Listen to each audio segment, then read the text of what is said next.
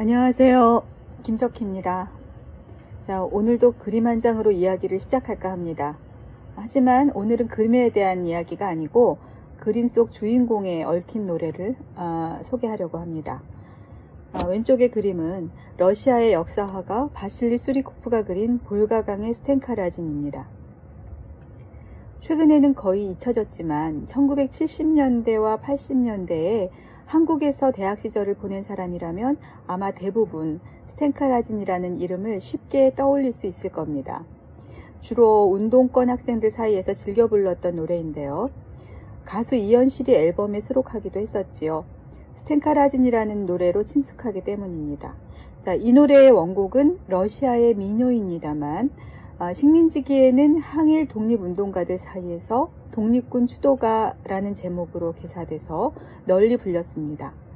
일본에서도 1940년에 발간된 악보집이 있는데 이현실의 스텐카라진은 이 곡을 번역한 것으로 보입니다. 중국에서는 스텐카라진의 멜로디에 가사를 붙여서 노동자의 노래라는 제목으로 불렀습니다. 또 2011년 김정일 위원장이 사망했을 때 장례식장에서 연주된 장송곡도 스텐카라진을 편곡한 것이었다고 합니다. 북한에서는 빨치산 추도가라고 하는 모양입니다만 이 노래의 가사는 독립군 추도가와 비슷하다고 합니다. 그러고 보니 노래 스텐카라진은 근대 환동의 전 지역에서 널리 확산돼서 매우 친숙한 곡으로 정착되었고 특히 저항정신과 이념을 담은 가요로서 사랑받아 왔던 것 같습니다. 하지만 여기서 근대 환동의 지역에서 사랑받는 곡이라고 하는 것은 여타의 지역에서는 사랑받는 곡이 아닐 수도 있다는 것을 의미합니다. 평론가 김명인 선생님께서 한멸의 문학, 배반의 민주주의라는 책에서 지적하신 것처럼 밀란 쿤데라의 참을 수 없는 존재의 가벼움을 영화화한 무슨 영화인지 아시겠죠? 네, 프라하의 봄입니다. 프라하의 봄에서는 노래 스텐카라진이 침략자의 승가로 그려집니다. 17세기 러시아의 봉건 영주에 저항했던 전설적인 농민 반란 지도자를 추억하는 노래가 1968년 봄을 짓밟힌 프라하의 체코인에게는 침략과 억압을 상징했던 것이죠. 노래란 원래 멜로디와 가사의 조합이죠. 인류사를 통해서 문자가 없던 시절부터 하나의 기록 수단이자 무형의 전달 매체였습니다. 노래는 그 안에 내러티브, 즉 이야기를 간직하고 있으니 그런 의미에서 음반뿐 아니라 가수 자신이나 노래 자체를 하나의 미디어라고 할 수도 있겠습니다. 그러다가 유사일에 가장 강력한 미디어가 등장하게 됩니다. 필름이죠. 물론 시간이 지나면서 청각과 시각을 동시에 경험할 수 있는 기술들이 발달되기는 했지만 초기의 영화는 시각성 위주의 무성 영화였습니다. 그러면 이제 노래와 영화로 수없이 되풀이된 이야기, 스텐카라진 이야기를 따라가 보겠습니다. 러시아는 17세기를 반란의 세기로 기억합니다. 그 중에서도 가장 큰 반란은 돈강 유역의 스테판 라진, 스텐카라진이라고도 하죠. 스테판 라진이 주도한 코사크와 농민들의 반란이었습니다. 조세와 노역을 피하여 도주한 농민과 병사들이 돈강 유역으로 몰려들었고 그들은 1666년에 자신들을 차르의 군대로 받아줄 것을 요구했지만 차르가 이를 거절하자 그들은 동강으로 후퇴합니다. 거기서 스테판 라진이 이끄는 부대에 합류하죠. 역사가들은 보통 라진의 반란을 탈취를 위한 원정이라고 부릅니다. 볼가강으로 나간 라진의 부대는 러시아와 페르시아 상인들의 무역선을 탈취하였습니다. 그들은 소도시들을 점령하고 페르시아로 군사원정을 감행합니다. 라진이 이끄는 반란의 두 번째 단계는 1670년 봄에 시작되는데 그들은 차리친, 오늘날의 볼고그라드죠. 차리친을 점령한 데 이어 전투도 치르지 않고 아스트라한 등의 도시들을 접수합니다. 군사령관들과 귀족들을 처벌한 후에 반란자들은 새로운 정부를 수립하였습니다. 라진의 성공은 볼가강 연안의 도시와 비러시아 민족을 합류시키는 계기가 됩니다. 반란군의 수는 20만에 이르렀지만 결국 진압군에 의해 제압되고 맙니다. 처벌을 두려워한 부유한 카자크들이 1671년 4월에 반란군의 수장을 잡아 당국에 넘겼습니다. 재판 후 반란의 주도자들은 붉은 광장의 형장 근처에서 능지처참 당하였습니다. 그러나 반란은 계속되었고 같은 해 11월이 되어서야 진압됩니다. 라진의 추종자들에 대한 처벌 규모는 한 지역에서만 11만 명이 처형됐다고 하니 그 세력이 얼마나 컸는지를 짐작할 수 있습니다. 러시아 사상 전례가 없는 처벌이 감행되었지만 민중은 스텐카 라진과 그의 자유투쟁을 잊지 않았습니다. 그리고 스텐카 라진의 이름을 봉건적 농노제에 항거한 농민전쟁의 지도자로 노래와 설화를 통해 수백 년 동안 기억하게 됩니다. 다시 말씀드리지만 러시아 최초의 영화가 1908년에 만들어지는데 그 최초의 영화가 스텐카 라진 서사를 다루고 있습니다. 그것만 보아도 러시아 민중에게 스텐카 라진이 가지는 의미가 작지 않다는 것을 알 수 있습니다. 하지만 스텐카 라진에 대한 역사적 평가가 반드시 긍정적인 것은 아닙니다. 사실상 스텐카 라진의 반란은 중앙정부를 뒤흔드는 것이 아니라 볼가강과 동코사크 지역을 중심으로 하는 지역적인 것이었고 중앙정부에 의해 진압되었다는 점에서 진정한 혁명으로 보기 어렵다는 지적도 있습니다. 드미트리 볼루디긴 같은 학자는 사실상 그는 농민이 아니라 지역 귀족이었고 잔인한 코사크인이었다는 점을 지적하기도 합니다. 하지만 그럼에도 불구하고 그가 러시아 민중의 영웅이 된 것은 우선 그가 보여준 의지가 민중의 그것을 대변하는 것이었기 때문인 것으로 보입니다. 구슬픈 곡조의 이 노래는 앞에서도 말씀드린 것처럼 식민지기에 한국어로 번안되어 항일 독립군의 애창곡으로 불렸고 1980년대에는 이현실에 의해 리메이크 되었습니다. 이현실의 노래는 독립군 추도가 계통이 아니라 일본에 널리 유포되어 있는 노랫말을 번안하여 한국어에 맞춘 것으로 유추됩니다. 일본에서도 스텐카 라진은 수많은 남성 중창단과 합창단에 의해 헤아리기도 어려울 만큼 여러 차례 공연된 노래입니다.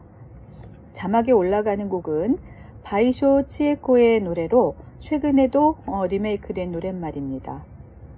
2003년에도 바이쇼 치에코의 모음곡 시리즈에 수록돼서 발매된 바 있습니다.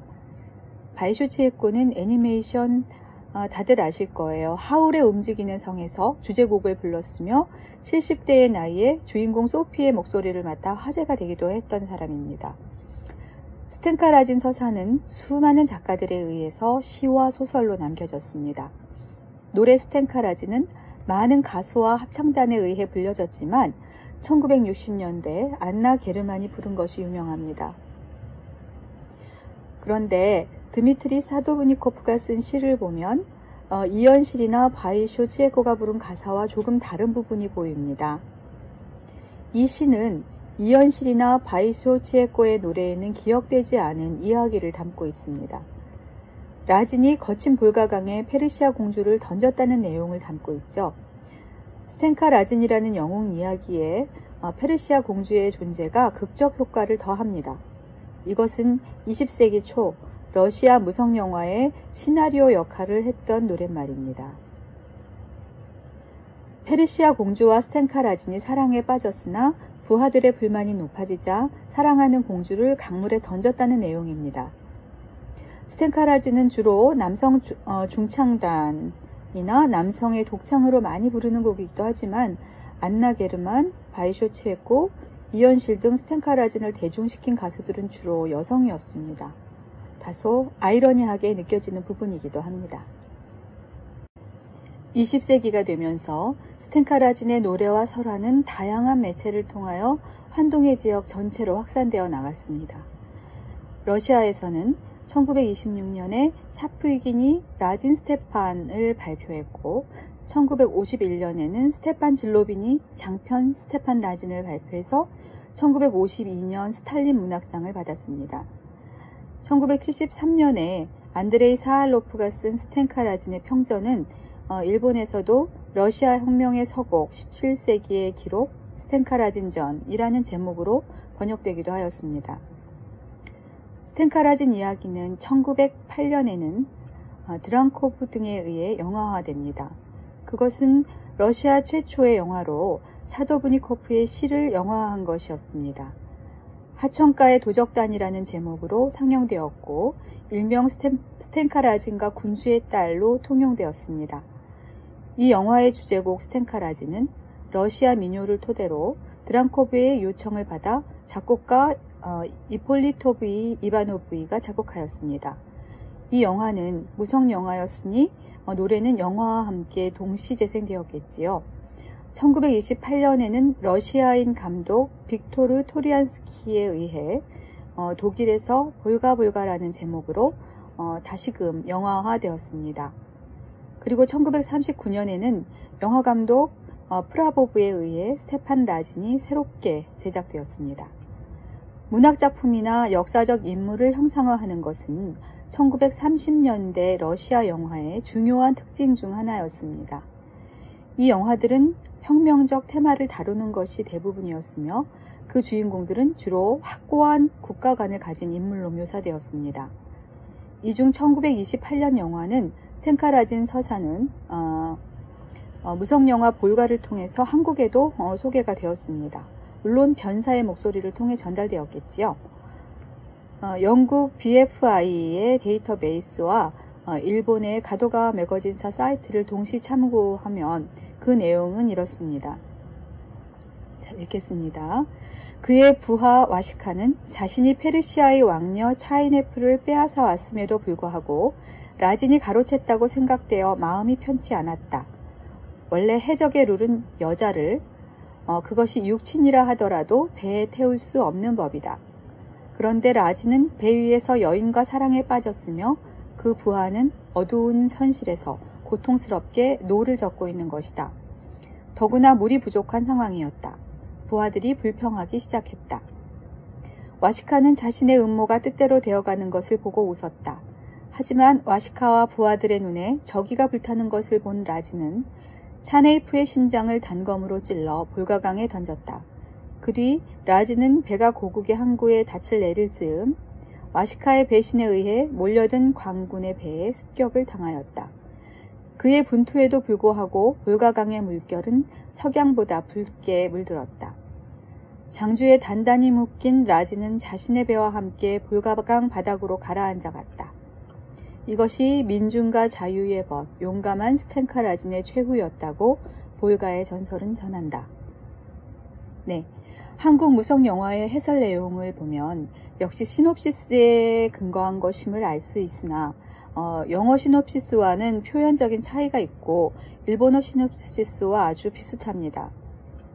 1930년 당시 조선에서 상영되었던 무성영화 볼가는 그 자체가 스텐카라진 서사를 다소 변형시키고 있음과 서사 외적으로 변사라는 존재가 강력히 서사에 개입하고 있다는 특징을 발견할 수 있습니다.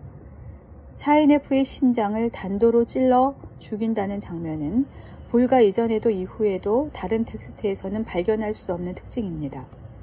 그리고 자신이 포로로 잡아 사랑하게 된 차네이프 공주에 대해서 여자에게 속아서라고 표현한 것은 무의식적으로 모든 죄를 차네이프에게 돌리는 이야기 방식인데 영어 시놉시스에는 단지 fall in love라는 표현만 있을 뿐입니다. 당시 한국의 신문 내용을 보면 신영화 독일 메스르사 제공 볼가라는 제목의 기사가 확인됩니다.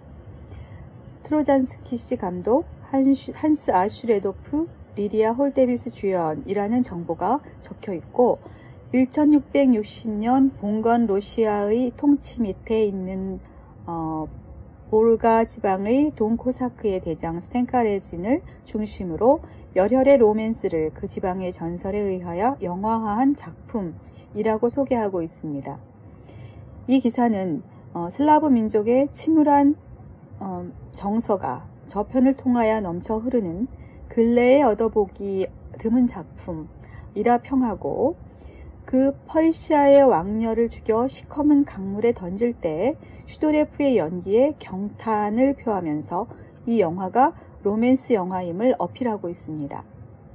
이 영화평은 슈레도프의 남성적인과 박력, 비장침통한 연기를 매우 높이 평가하고 있습니다. 자, 로버트 파인도 이슬람의 공주라는 요소가 도발적이라고 표현한 바 있습니다만 스텐카라진 서사의 확산에 페르시아 공주의 역할이 컸을 것은 분명합니다. 페르시아 공주가 아름다운 여인이라는 점, 둘째 패전국의 여성이라는 점에서 그렇죠. 거기다가 작게는 친구와의 의리, 나가서는 국가와 민족, 자유 같은 대의를 위해 사랑 따위, 구체적으로는 여자 따위를 강물에 던질 수 있어야 한다는 암묵적인 룰이 로맨스라는 이름으로 재구성됩니다. 특히 1928년의 영화 볼가는 기존의 내용을 변형해서 스텐카라진이 공주의 심장을 단검으로 찌름으로써 비극적 긴장감을 극대화시키며 공주가 가라앉았던 그 볼가강에 스텐카라진이 가라앉도록 구성함으로써 보다 완벽한 비극적 효과를 거두고 있습니다. 요즘 상식으로 생각한다면 사랑하는 여인을 구하기 위해 모든 걸 버리는 이야기라면 또 모를까, 자신이 사랑하는 여인을 강물에 던지는 걸 열혈 로맨스라고 말할 수는 없을 듯합니다. 그럼에도 불구하고 이것이 로맨스로 포장되는 것은 그 잔혹함에 정당성이 부여되기 때문인데, 그 정당성을 구성하는 요소는 두 가지로 요약할 수 있습니다. 첫째, 페르시아 공주가 남성 집단의 단결을 와해시킨 존재라는 점입니다. 이것은 1908년도 드란코프 감독의 하정가의 도적들에서도 마찬가지입니다. 1908년 작품에서는 공주가 코자크의 무리들 사이에서 춤추는 장면이 나오는데 서로가 그녀와 함께 춤추고 싶어하는 가운데 서로 그녀를 차지하고자 싸우는 장면이 연출됩니다. 이것은 코사크의 남성 집단 전체의 결속을 와해시키는 장면이 가시적으로 나타나는 부분입니다. 1939년 작품에는 주인공 스텐카라진과 페르시아 공주 두 사람이 함께 있는 장면이 연출됩니다. 어느 정도 멜로드라마로서의 면모를 보여주긴 하지만 부하들의 반발이 일자 곧 그녀를 희생양으로 삼아버립니다. 그리고 페르시아 공주가 이민족 또는 적국의 공주라는 요소, 러시아의 정교의 입장에서는 이슬람의 여인이라는 점도 스텐카라진의 잔혹한 행동에 면죄부를 줍니다. 그녀가 페르시아의 첩자였을 것이라는 설도 있는데 이 역시 그러한 맥락을 강화시키고자 하는 욕망이 반영된 것이라 생각됩니다. 사실상 페르시아 공주가 실존 인물이었는가 하는 사실은 어디에서도 확인할 수가 없습니다. 2007년 11월 15일자 조선일보의 스텐카라진에 대한 기사는 스텐카라진이 차인의 풀을 물속에 던진 사건에 대해서 잔혹하다거나 그건 사랑이 아니다라거나 그렇게 말하는 사람들을 로맨스 중독자로 규정하고, 당시 페르시아 공주가 미인계를 자초하여 스텐카라진의 눈을 흐리게 만들었다는 가설이 사실이라면 스텐카라진이 공주를 물속에 집어던진 까닭에 누구든 고개를 끄덕일 수 있을 것이라고 말합니다. 이 기사에서 공주가 미인계라는 가설이 사실인지 아닌지 여부는 그다지 중요해 보이지 않습니다. 이 기사의 필자가 원하는 것은 결과적으로 스텐카라진에게 면죄부를 주는 것입니다. 그런 의미에서 2007년도의 기사와 1930년의 영화평은 서로 다르지 않습니다. 만약 그 미인계설이 사실이었다 할지라도 뒤집어 말하면 국가를 위해 기꺼이 자신을 희생했다는 이야기가 됩니다. 그것은 결국 뒤집어 이야기하더라도 공주의 존재가 남성적 국가관 속에서 희생된 여성의 이야기라는 것을 의미합니다. 남성 집단의 결속을 방해하는 여성을 죽이는 일에 면죄부가 부여된다는 것은 다른 식으로 표현한다면 남성 집단의 결속을 위해서라면 여성을 희생시키는 일도 죄가 되지 않는다는 의미입니다. 그런 의미에서 비슷한 예는 당시의 다른 서사 텍스트에서도 확인할 수 있습니다. 예를 들면 이태준의 소설 왕자호동 역시 낙랑공주로 하여금 자명고를 찢어 조국을 배신하게 하지만 사랑에 대한 호동의 배신은 조국 고구려의 승리를 가져온 것으로 합리화됩니다. 스텐카라진 이야기에서 여성은 배에 태울 수 없다는 해적의 법률은 여성에 대한 배타성을 정당화하는 장치로 기능합니다. 물론 이러한 법률이 여성에게만 희생을 강요한 것은 아닙니다. 남자들만의 세계와 의리를 우위에 두어야 한다는 그 법이 남성성을 국가적 틀로 회수하는 제국주의적 맥락 속에서 암묵적으로 승인되기 때문입니다. 현재까지 스텐카라진 서사를 담은 어떤 텍스트도 페르시아 공주의 입장을 대변하고 있지 않습니다. 이 점이 그 정당성에 대한 확신을 반증하는 것이죠. 스텐카라진 서사가 일본 점령하에 환동의 지역에서 널리 수용될 수 있었던 것은 침략하는 자는 항상 남성이고 침략당하는 자는 항상 여성이라는 식민지 서사의 문법과 관련이 있습니다. 패전국 여인의 희생을 이야기의 핵심으로 삼는 것은 남성 중심적인 동시에 제국주의적인 서사 패턴입니다. 만주에서 활동한 일본인 여배우 리샹난이 갖는 영화사적 상징성은 그러한 패턴을 보여줍니다. 1932년 일본은 현재의 중국 동북 삼성 지역에 만주국을 건설하고 청조의 마지막 황제인 부위를 황제로 옹립하였습니다. 이때 만주인 교화 정책의 일환으로 세워진 만주영화협회가 신경, 현재의 장춘이죠. 장춘에 설립되었는데 리샹난은 만영의 간판 스타였습니다. 미모와 가창력, 어학적 능력까지 두루 갖춘 재원이었던 리샹난은 일본인이면서 동시에 만주에서 중국인으로 키워진 인물이었습니다. 그녀가 출연하는 영화는 거의 대부분 갱이나 액션물이었으며 그 안에서 그녀는 청순 가련한 여성으로 침략하는 남성에게 순종하는 여인상으로 등장하였습니다.